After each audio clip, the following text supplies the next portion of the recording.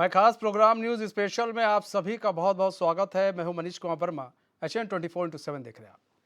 विभिन्न संगठनों ने यूसीसी के विरोध में नुमाइंदा ग्रुप के बैनर तले आगामी 12 तारीख को राजभवन कूच किए जाने का आह्वान किया। संगठनों से जुड़े सदस्यों का कहना है कि यूसीसी लागू होने से अल्पसंख्यकों सहित सभी जातियों की धार्मिक सांस्कृतिक परंपराओं का हनन होना लाजमी है।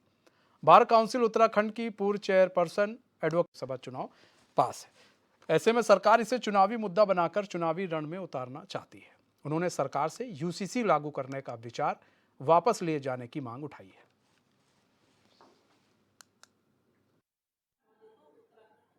इसीलिए की है, यहाँ पे जो है सामूहिक प्रेस वार्ता हुई है और उसमें हम सब लोग जो है जितने भी यहाँ पे पार्टी के लोग हैं, कुछ कांग्रेस के लोग भी हैं, कुछ आम इंसान विकास पार्टी के भी हैं और सभी जो है पार्टी से जुड़े लोग भी हैं और संगठनों से अन्य संगठनों से जुड़े लोग हैं। सबका जो है यही है मानना कि भाई अगर ये सरकार जो है यहाँ पे जो है यूसीसी लागू करने की बात करेगी, या तो सरकार ये खुलासा करे कि भाई इस ड्राफ्ट में आप में है क्या। भाई आप ड्राफ्ट तैयार कर रहे हैं, आपने लोगों को बताया ड्राफ्ट में क्या लिखा, आपने जो है किससे जानकारी ली। आपने कहा पूरे 2,31,000 लोगों से हमने जो है राय मशवरा ले लिया और जो धार्मिक जितने भी धर्मगुरु हैं हमने सबसे राय मशवरा ले लिया। मुझे तो लग नहीं रहा यहाँ जितने भी शहर के अच्छे लोग हैं जो धर्मगुरु हैं वो तो सारे यहाँ मौजूद हैं, उनसे तो किसी से कोई मशवरा लिया नहीं गया जो है। तो हम राजभवन कूच करेंगे 12 तारीख में जो है। अगर 12 तारीख में हम जो है हमारी बातचीत चल रही है और हमने आपको इसीलिए कहा कि अगर ये मानते हैं ठीक है, मुख्यमंत्री जी जो है या इस पर या एक बैठक बुलावें सबकी समूह जो है, और नहीं तो हम राजभवन कुछ करेंगे 12 तारीख में और इसमें जो है लाखों लोग होंगे सड़कों पर। फिर बिल्कुल, हमने तो बहुत विनती करी है मुख्यमंत्री जी से, इसे वापस ले लें, अपनी जीत छोड़ें। आपने जिद पकड़ी हुई है कि मुझे यूसीसी लागू करना है, मैं पहला स्टेट बन जाऊं, मैं पहला मुख्यमंत्री बन जाऊं। हमारा ये कहना है इसे वापस ले लें विनती के साथ। लेकिन नहीं लेते हैं तो हमारा विभिन्न धर्मों के, विभिन्न संगठनों के, विभिन्न पार्टियों के लोग अब 12/7/2023 को महामहिम राज्यपाल के यहाँ कूच करें। धर्म को मानने की अगर बात है तो जो बीज बो दिया गया है दूरियां पैदा करने का, तमाम धर्मों में दूरियां पैदा हो गई आपस में और हिंदू मुस्लिम करके जो फासले बढ़ गए हैं जगह जगह पे। कोई शहर, सबसे पहला कोई दुनिया का शहर, कोई दुनिया का गांव, कोई दुनिया का मुल्क बगैर प्यार मोहब्बत के तरक्की नहीं कर सकता। तरक्की अगर करना है तो भाईचारा और इंसानियत, मानवता को आगे रखना पड़ेगा। तो उसके संबंध में बहुत ज़्यादा ज़रूरत है। फिलहाल सबसे ज़्यादा ज़रूरत तो प्यार मोहब्बत और इंसानियत की जो दूरियां पैदा हो गई हैं उनको कम करने के लिए सोचना है।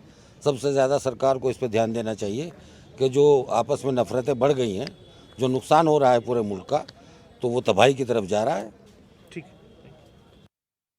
जाफरी हमारे संवाददाता जुड़ चुके हैं। अस्करी, नुमाइंदा ग्रुप के बैनर तले अब प्रदर्शन किया जाएगा, यूसीसी का विरोध करेंगे ये लोग।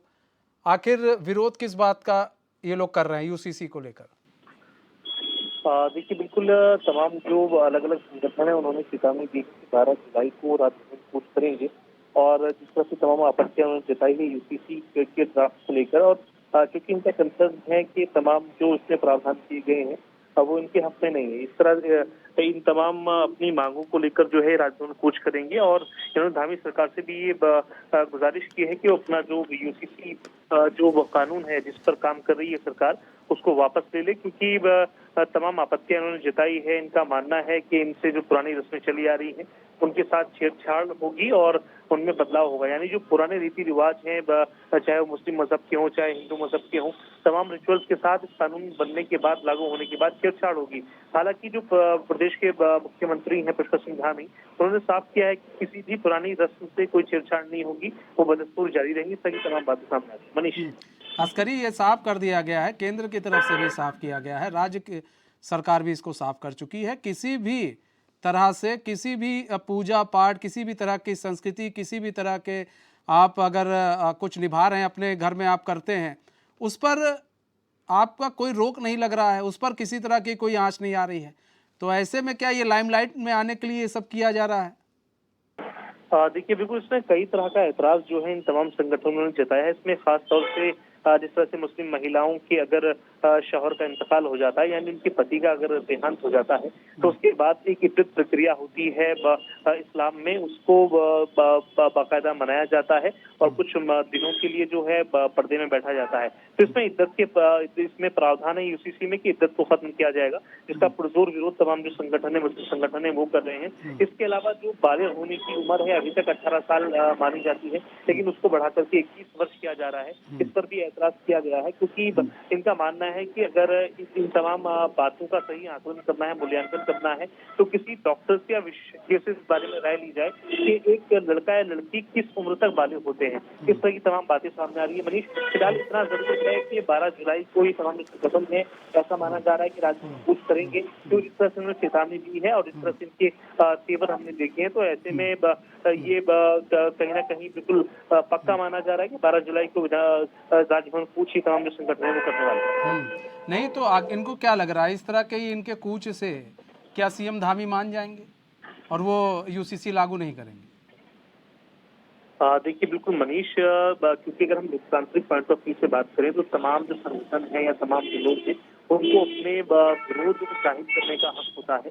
ऐसे में तमाम जो लोग हैं वो अपना प्रदर्शन कर रहे हैं, लगातार अपना जो विरोध है वो भी जता रहे हैं, दर्ज कर रहे हैं, क्योंकि जिस तरह से इस पूरे यूसीसी ड्राफ्ट को लेकर बात की गई है कि 2,35,000 से ज्यादा जो है सुझाव लिए गए हैं और तमाम अलग अलग संगठनों से, समुदाय विशेष से तमाम जो एक्सपर्ट्स हैं उनकी राय भी इसमें शामिल की गई है। लेकिन तमाम लोगों का मानना ये है कि वो ड्राफ्ट जो है वो सार्वजनिक किया जाना चाहिए। इस तरह से हम पहले भी कई बार बता चुके हैं, तमाम जो संगठन है, तमाम जो इस तरह के ग्रुप्स हैं, उनका मानना है इसमें, चूंकि मुख्य विपक्षी दल भी कूदा था इस पूरी लड़ाई में और इसको लेकर के एक न्याय यात्रा कांग्रेस में निकालने वाली है, तो ऐसे में विरोध जो है कई तरफ से हो रहा है। कई संगठन इसका विरोध कर रहे हैं, कई जो मुस्लिम संगठन है वो इसका विरोध कर रहे हैं, मुख्य विपक्षी दल कांग्रेस खुद इसका विरोध कर रही है। उनका मानना है कि जो यूसीसी का ड्राफ्ट है वो सार्वजनिक किया जाना चाहिए। आखिर इसमें क्या किन किन बातों के जो है समावेश किया गया है, किन किन बिंदुओं पर चर्चा की है, किन किन बिंदुओं को उसमें सम्मिलित किया गया है। यूसीसी की जो ड्राफ्टिंग कमेटी है वो किन किन सुझावों पर विचार विमर्श कर रही है और कानून बनने के बाद कौन कौन से ऐसे खास बिंदु हैं जिनको उसमें शामिल किया जाएगा। इस तरह की तमाम जो विरोधी स्वर हैं वो देखने और सुनने को मिल रहे हैं। बहरहाल अभी देखना होगा मनीष कि 12 जुलाई को तमाम जो ऐसे संगठन है वो राजभवन कूच करते हैं या नहीं करते हैं। हालांकि फिलहाल चेतावनी दी गई है, लेकिन इसकी परमिशन उनको प्रशासन से मिलेगी या नहीं मिलेगी ये भी देखना होगा। मतलब अभी इन्होंने बोला है कि ये कूच करेंगे, लेकिन अभी तक परमिशन प्रशासन से नहीं मिली। लेकिन एक चीज सवाल और भी है उसका, जब 370 हटा था उस वक्त भी तमाम तरह के विरोध हुए थे और तमाम तरह की चीज़ें थी, हमको ये दिखाया जाए, हमें ये बताया जाए, बावजूद इसके 370 को हटा दिया गया। और आज की डेट में सबको मालूम है कश्मीर के हालात कैसे हैं पहले से, और अब में बड़ा अंतर है। G20 की बैठक हो चुकी है। ऐसे में यहाँ पर जब बार बार बोला जा रहा है कि भाई विधानसभा के पटल पर हम इसको रखेंगे, बिना ऐसे ही कुछ नहीं हो रहा है, रखेंगे, आपको बताएंगे तब जाकर होगा, तो ऐसे में इतनी जल्दबाजी किसी संगठन को क्या करने की ज़रूरत है? अभी जब वो रखा जाएगा उसको देखें, उसके बाद समझें, उसके बाद फिर आगे जो उनको सही लगता है करें। देखिए बिल्कुल मनीष, क्योंकि जिस तरह से जो पार्टी ने अपना स्टैंड क्लियर किया है, भाजपा ने, तमाम जो नेता हैं, शीर्ष नेता हैं, उन्होंने बातचीत में कहा है कि ये जो पूरा ड्राफ्ट है इसको बाकायदा विधानसभा के पटल पर इस पर डिस्कशन होगा और तमाम जो विधान दल के नेता हैं उनसे बातचीत। अस्करी बने रहे हमारे साथ। रजिया बेग जुड़ चुकी हैं, अधिवक्ता हैं। रजिया बेग जी, स्वागत है चैन में आपका। रजिया बेग जी, यूसीसी को लेकर तमाम आप लोग विरोध कर रहे हैं यूसीसी का, और आप लोग भाई कह रहे हैं कि इसको लेकर हम प्रदर्शन भी करेंगे, तो ऐसे में आप लोग सरकार से मांग कर रहे हैं कि यूसीसी लागू ना हो। आपको लग रहा है आपकी मांग मान लेगी सरकार और यूसीसी लागू नहीं करेगी? देखिए, जब कोई कानून बनता है वो कानून उस देश की जनता के लिए, उस प्रदेश की जनता के लिए बनाया जाता है। रही बात यूसीसी की, यूसीसी का मतलब है कि समान सिविल नागरिकता आप लेके आ रहे, इसका ये देखिए, इसका मतलब समझना पड़ेगा पहले। ये इतना वसी है, इतना ब्रॉड है कि आप इसको 1, 2, 4 चीजों में नहीं रख सकते हैं। हम तो ये सवाल पूछ रहे हैं, आपने सिर्फ डाइवोर्स और मैरिज में अटका के समान सिविल नागरिकता आप लागू कर देंगे क्या? आप बताएं, देश के हर कानून को आपको परखना होगा, देखना होगा। अब अगर छोटी सी बात है, मान ले आप कहते हैं कि हमने महिलाओं को अधिकार दे दिया उसको बराबर का, कहाँ पे दिया? अर्बन में दिया ना। आपने फिर एग्रीकल्चर लैंड में नहीं दिया अभी तक। वो समान होगा कि नहीं होगा? 370 की आप बात कर रहे हैं, 371 को आप हमेशा ही क्यों भूल जाते हैं? वो समान होगा कि नहीं होगा? आप हमारे बहुत से ऐसे लॉज बन चुके, स्पेशल मैरिज एक्ट को आपने खत्म कर दिया, जिसमें हमको ये परमिशन दी जाती है कि कोई भी धर्म का आदमी किसी से शादी करे, किसी के साथ रहे, उसको आजादी है। क्या आपने वो खत्म कर दिए? वो कानून आपने खत्म कर दिए जो इससे प्रभावित होंगे, या आप उसे खत्म करोगे? ये आप पटल पे ये बात रखोगे कि नहीं? या सिर्फ आपने 2-3 मुद्दों को लेकर कि समान सिविल सहायता किस में लेकर आ रहे हैं आप? सिविल इद्दत में हो गई आपकी, खुला में हो गई आपकी, उत्तराधिकार में हो गई आपकी, यही रह गए मुद्दे। इससे समान सिविल होगा क्या देश के अंदर? इससे मतलब आप मुझे बताइए कि समान लॉ देश के अंदर इन 3 मुद्दों से आने वाला है क्या? ये बता देना। ये तो रजिया तो बेग ये जी हो नहीं सकता। विधानसभा के पटल पर इसको रखेंगे, वो खुद ही बोल रहे हैं मुख्यमंत्री कि हम इसको रखेंगे। आप लोग देखते उसके बाद विरोध करते तो ज्यादा बेहतर रहता। आप कह रहे हैं अभी आपको भी नहीं पता है ड्राफ्ट क्या है और विरोध आप लोग कर रहे हैं, तो ये ठीक है? आपका कहना सही है, लेकिन भाजपा गवर्नमेंट में, चाहे वो सेंटर में हो रही है चाहे वो स्टेट में हो रही है, मेजोरिटी का फायदा किस तरह उठाया जा रहा है ये हम देख रहे हैं। अभी तक जो लॉज बने हैं वो किसको कि कोई भी लॉज बनता है उसका एक तरीका होता है, बनने का प्रोसीजर होता है उसका। ये क्या करते हैं कि मेजोरिटी के बल पे उसे पास कर देते हैं। इन्होंने वो ड्राफ्ट रखा, इन्हें जरूरत नहीं है कि किसी के व्यूज आने हैं, इन्हें जरूरत नहीं है कि उसमें कुछ डिस्कस होना है, उन्हें जरूरत नहीं कि हम क्या करेंगे।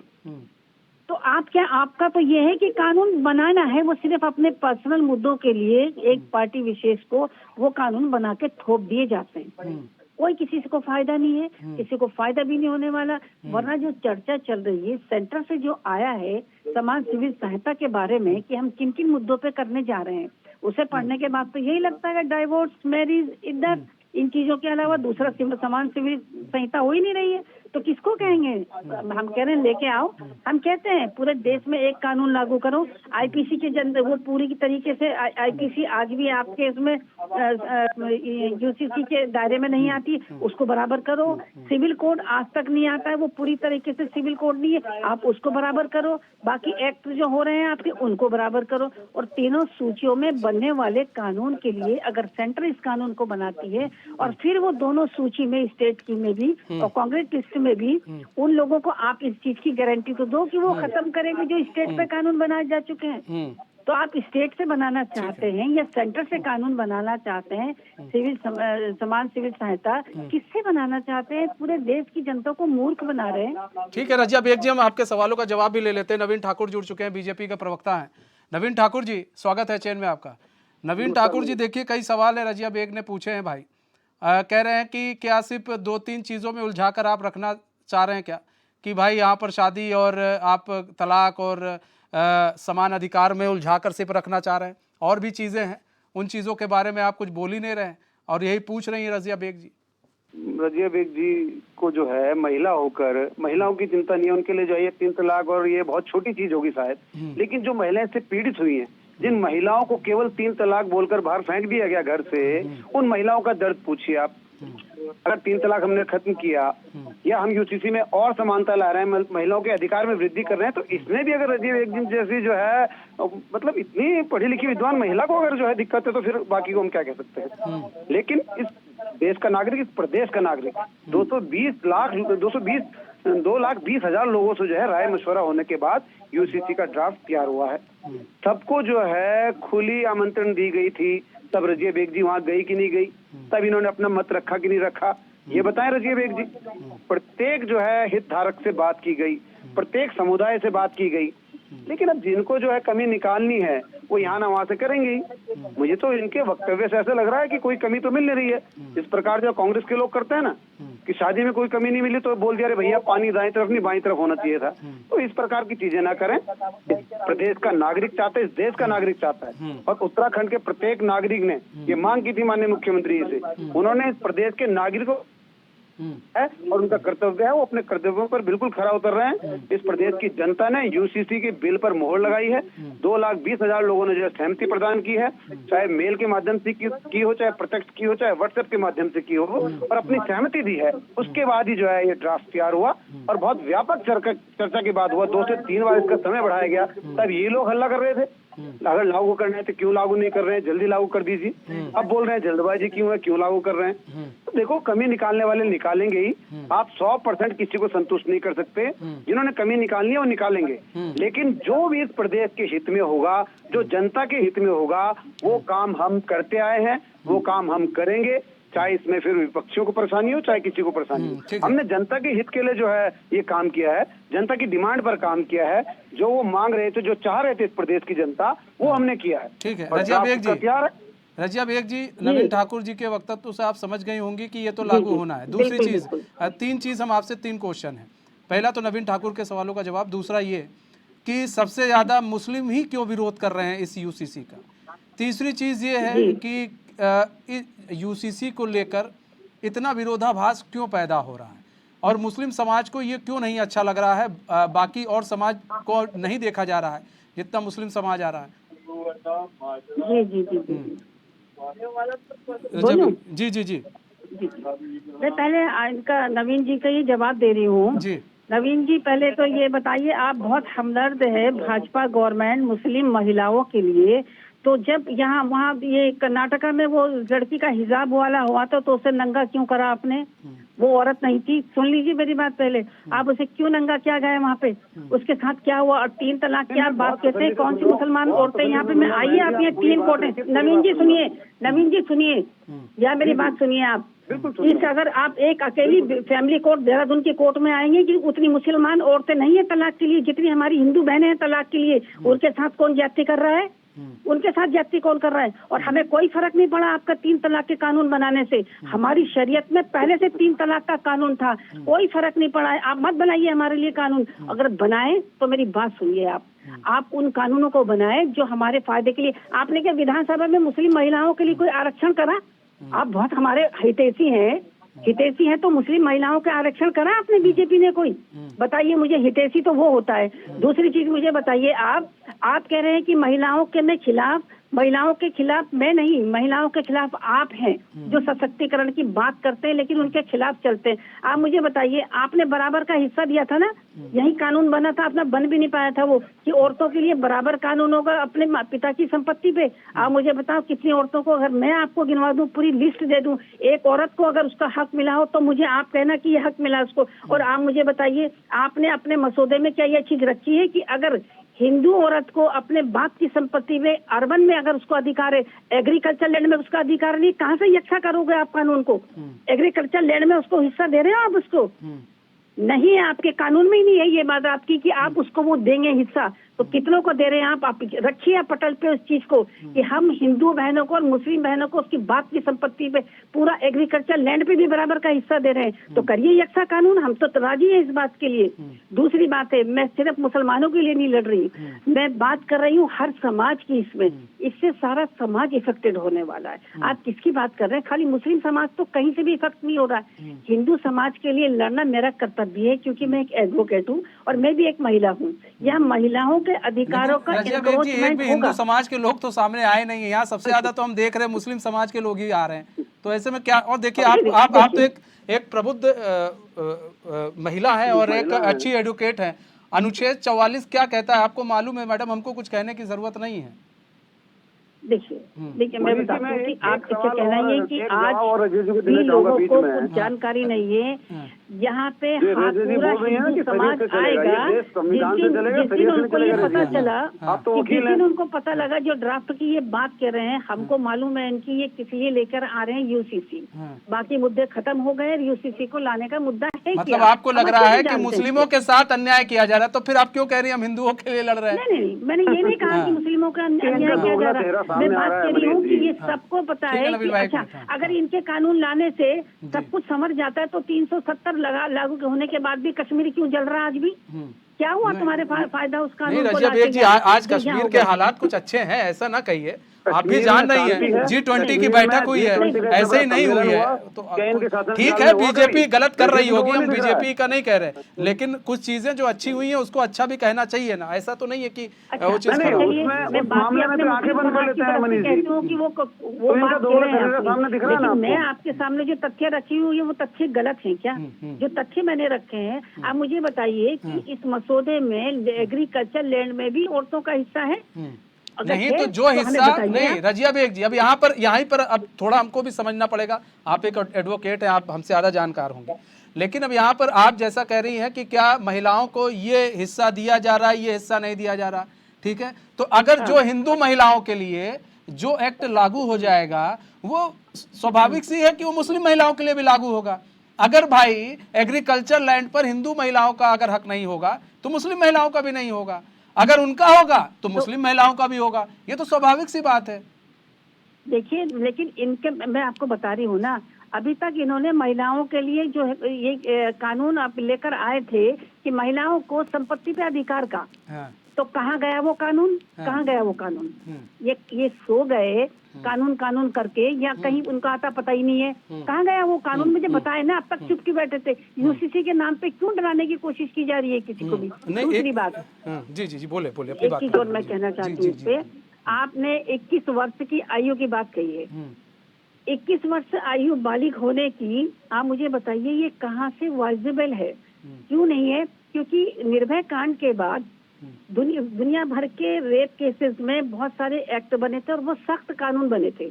उसके बावजूद आज की डेट में अगर उठा के देखेंगे तो एम्पल ऑफ केसेस हमारे दर्ज हुए हैं, कहीं कमी नहीं आई है, और ज्यादा केसेस हुए हैं। तो 21 साल की उम्र में वो हिंदू लड़का भी होगा, मुसलमान लड़का भी होगा, जिसे और 3 साल की छूट मिलेगी कि ठीक है रजिया जी, एक सवाल है मेरा आपसे, ठीक है, फिर हम नवीन ठाकुर जी आपके पास आ रहे हैं सर, कुछ सवालों का जवाब लेके।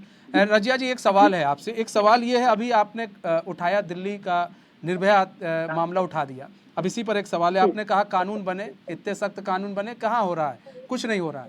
ऐसे में तो मैडम कानून को मतलब हम खत्म कर दें, क्योंकि आईपीसी के भी अंदर भी कई सारी ऐसी धाराएं हैं जो काफी सख्त है। 376 की धारा है, 307 की है, 302 की है, लेकिन कई लोग ऐसे हैं सजा कहाँ भुगतते हैं, वो आके बाहर टहल रहे होते हैं, घूम रहे होते हैं। तो ऐसे में हम क्या मतलब ये सारी धाराएं हटा दें, फिर हम कानून ना बनाए, यही है। कानून फिर फालतू बना दिया था भीमराव अम्बेडकर जी ने। हम आज भी हम कानून से गमन हो रहे हैं ना, ये फालतू का इनके सबूत है छोड़ने से कि यूसीसी जैसा कानून अगर ये होता नहीं रजिया जी, तो ये आपने उसी समय एक लागू जवाब हो कहा जाते। था, आपने एक 3 तलाक की बात कही थी कि ये लोग लाए, लेकिन हमारे सरिया में भी 3 तलाक है और हम उसी से चलते हैं। तो आपने यहाँ पर सरिया कानून लेकर चली आई आप, ठीक है, तो यहाँ पर भाई आप संविधान की बात जब करते हैं तो सरिया कानून कहाँ से आ जाता है, ये जरा हमको समझा दीजिए। नवीन जी ने कहा कि 3 तलाक का हमने बनाया, इन्हें तभी भी ऑब्जेक्शन था। अरे तुमने नहीं बनाया 3 तलाक, तो हमारी शरीयत में पहले से ही है। मैं उनका जवाब दिया, ये मैंने नवीन जी की बात का जवाब दिया कि 3 तलाक की आप बात करते हैं और कितनी औरतों को हमारी फायदा हुआ, वो लोगों के घर टूट गए वो कानून। नहीं कई लोगों को, रजिया जी आप तो एडवोकेट है, आप ऐसा मत कीजिए, कई औरतों को फायदा हुआ है, कई ऐसे इंसानों पर तो केस दर्ज हो गए हैं, पहले नहीं हो पा रहे थे, अब केस दर्ज हो रहे हैं। एंकर महोदय मैं आपको बताती हूँ वो क्या कानून है, उसको क्रिमिनलाइज किया, उस कानून को क्रिमिनलाइज कर दिया। वो औरत कि अपने पति के खिलाफ कुछ बोलने से पहले 10 बार डरती है, अब डरने लगी वो कि अगर मैं वहाँ गई तो मेरा घर टूट जाएगा, क्योंकि मेरे हस्बैंड को जेल हो जाएगी। उसको बयान तक देने का अधिकार नहीं है, उसे बोलने तक का सुनने का अधिकार नहीं है उसके पति को, और पत्नी वहाँ पे जो कुछ कह देगी वही हो जाएगा। अब कई जगह पे ऐसा होता है कि कई चीजें गलत तरीके से हो जाती है। अगर पत्नी ने बिना किसी उसके जाके बयान किसी बात में भी जाके कह दिया, पति को जेल हो गई, तो क्या वो उसका घर बच जाएगा? और क्या हिंदू लॉ में क्रिमिनलाइज है तलाक का? ये सेमी सिविल है। तो आपने क्या करा 3 तलाक को लाके? आपको क्रिमिनलाइज करना चाहिए था क्या उसको? किस तरह से पास कर रहे हैं आप कानून? आपको पता ही नहीं कानून किस तरह से। ठीक है नवीन ठाकुर जी, जवाब दीजिए। मनीष जी, मतलब आप अभी बता रहे थे कि बहुत प्रबुद्ध महिला हैं, मैं भी सोचता था बहुत प्रबुद्ध महिला हैं, लेकिन आप देखिए एडवोकेट होकर महिला कह रही है कि 3 तलाक इनकी शरिया में है।